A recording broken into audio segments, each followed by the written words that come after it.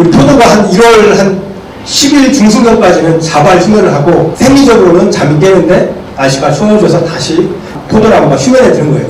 저희 지역에서 가장 빠른 농가들은 12월 한 20일 정도 이중하우스, 천천까지 하면 3중하우스인데 12월 20일쯤 하우스를 내려요. 내린 다음에 물을 충분히 주고 백색 비닐을 까시는 분도 계세요. 그래서 지온을 충분히 올린 다음에 한 1월 5일에서 10일 사이에 빠른 분들은 그때부터 가온을 시작합니다. 겨울에도 건조하지 않도록 물을 줄 수 있으면 주는 게 좋습니다. 근데 뭐 얼어버리니까 우리가 물을 못 주지만 메리트청 처리하기 전에도 이렇게 물을 뿌려주기도 합니다.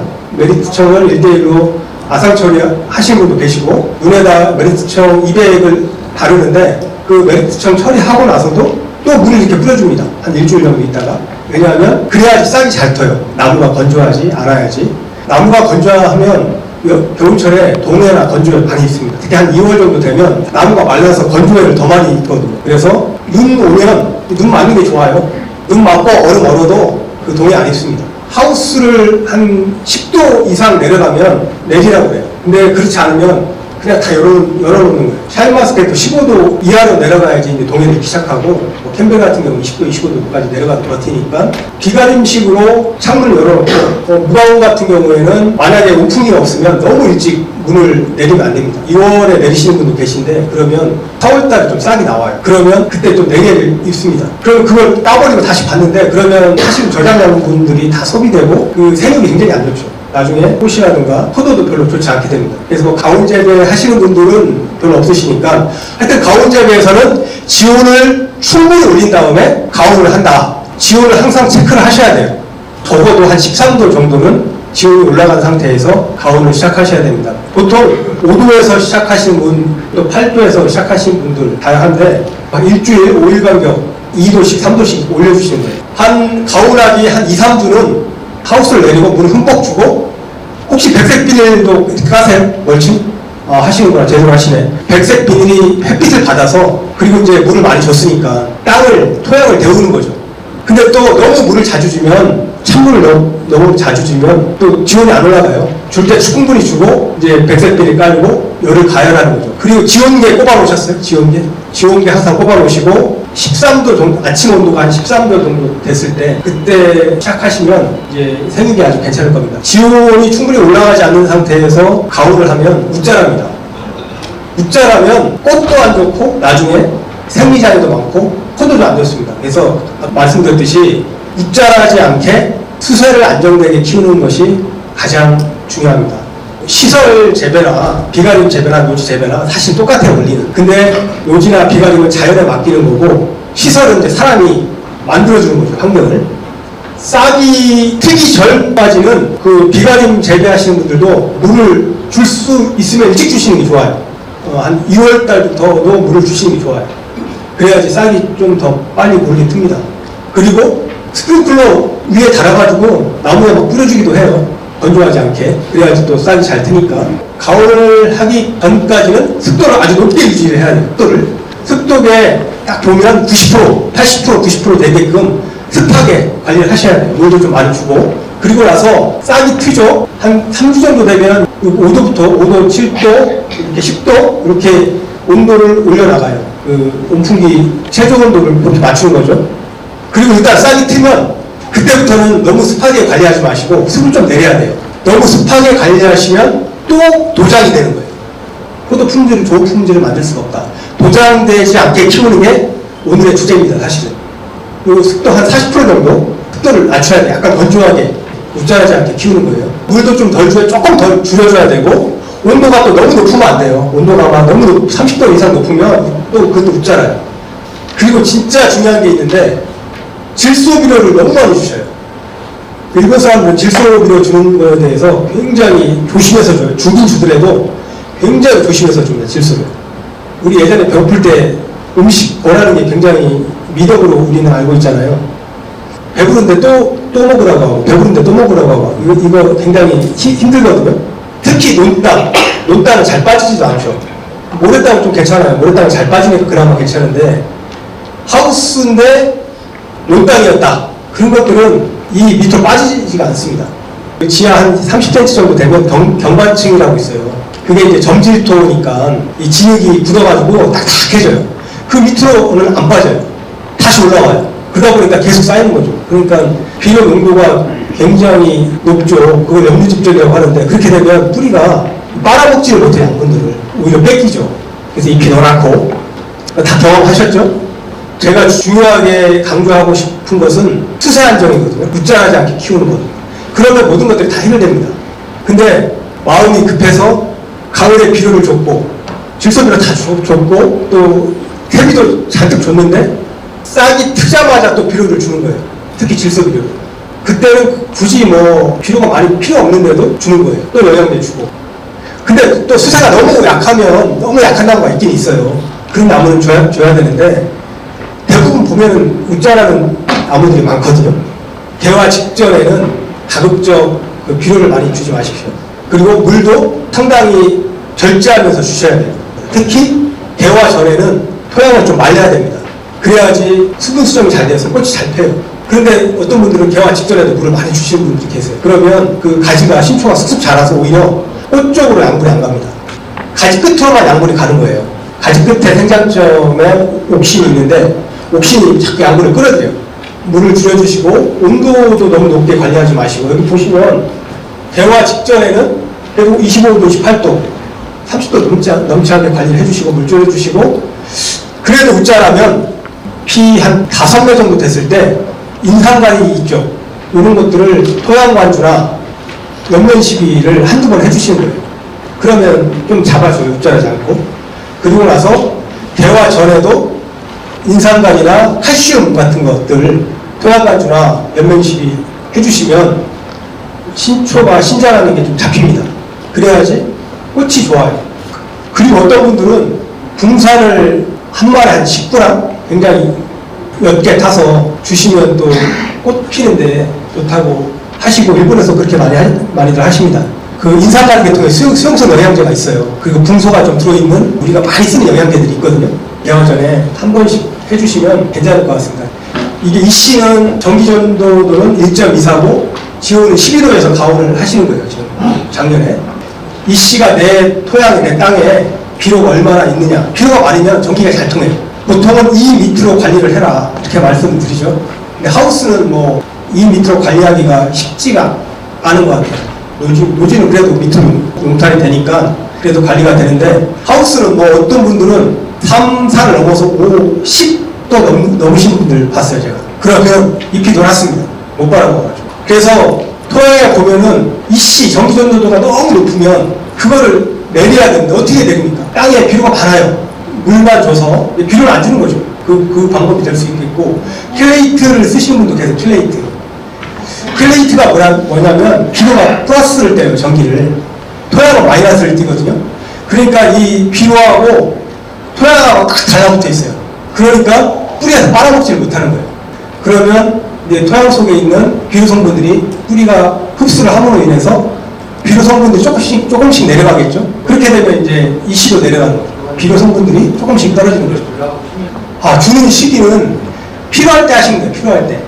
킬레이트 하는 이유는 염류 집적을 해결하기 위해서 그래요. 근데 염류 집적은 뭐 꼭 어느 시기에 해야 된다 그게 아니고, 비료 농도를 낮춰야지 뿌리가 만들어지고 뿌리가 양분들 흡수를 하니까. 제일 중요한 거는 일단 묘목을 잘 사셔야 돼요.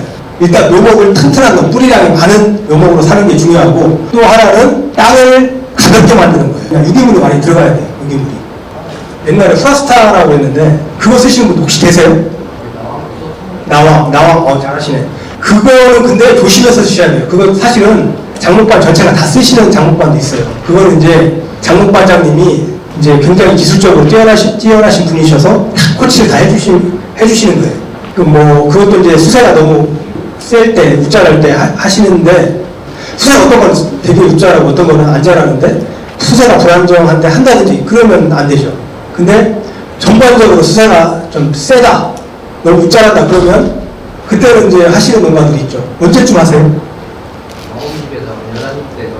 네, 그 정도 첫 꽃 필 때쯤. 예전에 캠벨 하시는 분들 책에 보면 7매에서 열매 사이에 자기 환경에 맞게끔 하라 이렇게 돼 있는데, 보통은 샤인마스켓은 전체 밭에서 첫 꽃필 때쯤 하시면 그때가 한 9매, 10매 될 거예요. 사실 개화 전에 하시는 거죠. 개화가 생식생장기잖아요. 생식생장기에는 너무 쑥쑥 자라면 안 돼요. 쑥쑥 자라면 양분이 가지 끝으로 가는 거예요.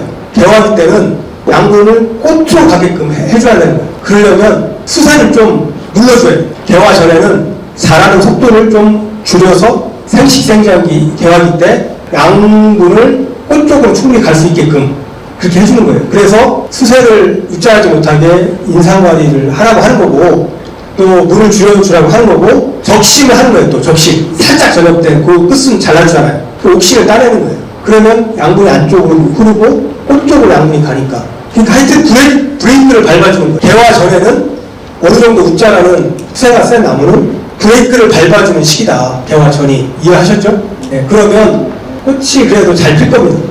근데 개화 전에 물 많이 주고 비료 질소비료 많이 주고 그러면 더 웃자라요. 그러면 화진 생기는 거죠. 아무튼 질소비료는 줄여주셔야 된다.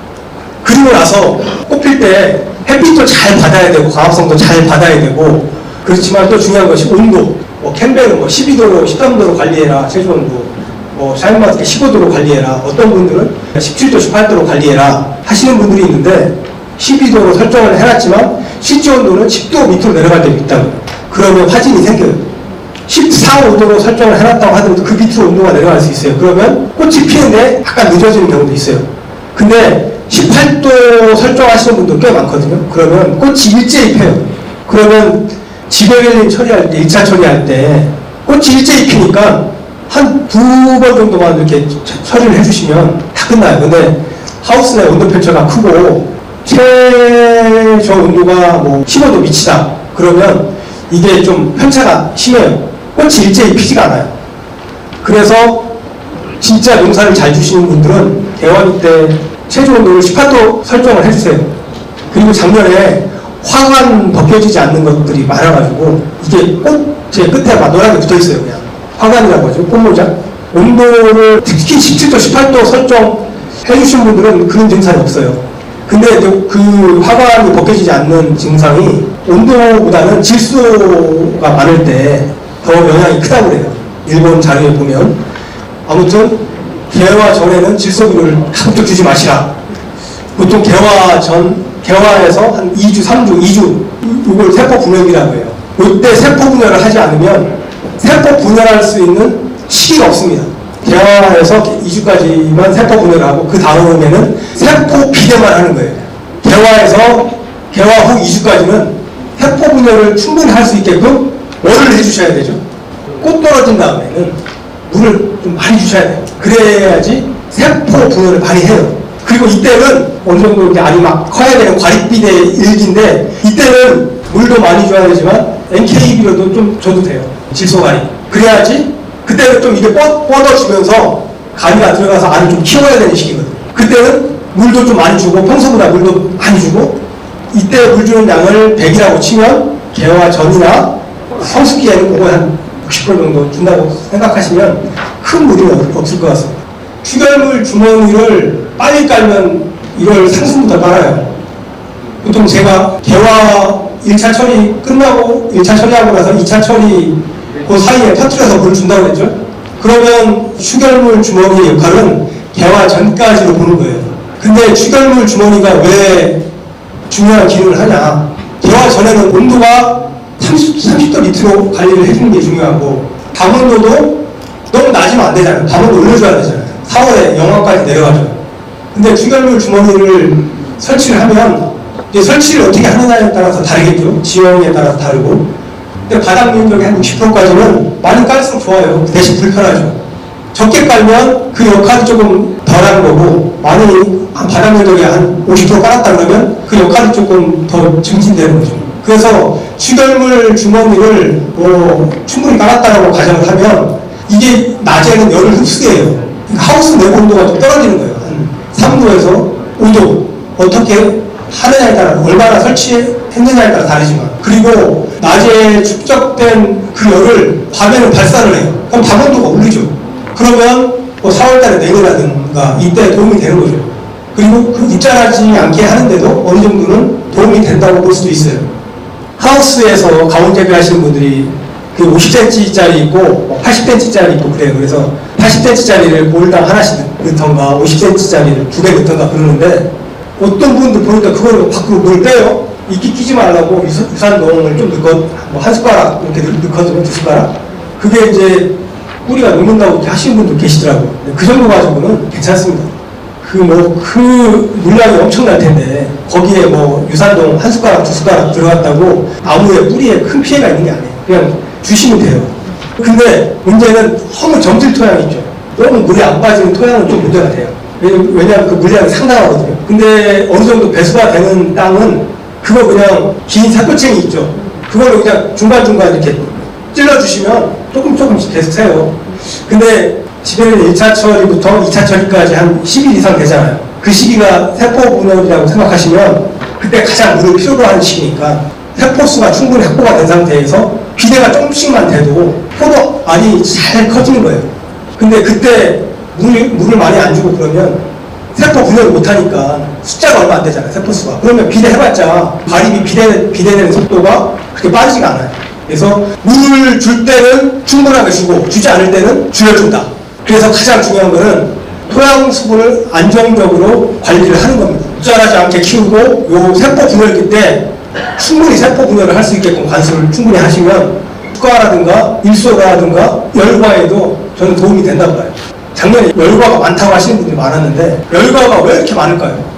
제가 볼 때는 그분들이 질소비료를 많이 주세요. 이게 버릇이 된 거예요, 관행적으로. 질소비료를 안 주면 불안한 거예요, NK비료. 개화 전에도 주지만 꽃 떨어지고 그때는 줘도 좋은데 홍지 씌우고 나서도 막 주고 그리고 과립이 말랑말랑해지는 시기가 과립 연합이 지나면 착색기인데 그때도 막 비료를 막 줘요. 질소비료를. 그러면 세포막이 얇아지거든요. 그러니까 껍질은 얇아가지고 힘이 없는데 비가 많이 오고 그러면은 이 과육은 물을 빨아들여가지고 커지잖아요. 그럼 이 과피가 못 견디니까 찢어지는 거예요.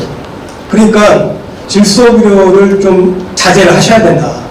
1차 처리하고 나서 50일, 60일 될 때가 과립 연합인데 이제 과립이 말랑말랑해질 때도 질소를 막 주면 열과도 생기고 당도 오르지 않는다. 그리고 과립이 크는데도 도움이 안 된다. 과립 비대기 1기 1차 처리하고 주세요. 1차 처리하고. 그리고 뭐 병액기까지는 모르겠지만 공기 싸고 나서는 가급적 주지 마시고 특히 절대로 삼가해야 될 거는 포도 알이 말랑말랑해진 이후에는 질소비료는 삼가를 하십시오. 근데 보면은 착색제라고 해서 복합비료 이렇게 보면 인산가리 들었고 칼슘 들었고 다 들었는데 질소도 다 들었더라고. 그런 것도 사실은 안 주시는 게 좋아요. 근데 농약방에서 막 권하시는 것 같더라고요. 그때 질소는 주지 않는 게 좋다. 과립 연합 이후에는.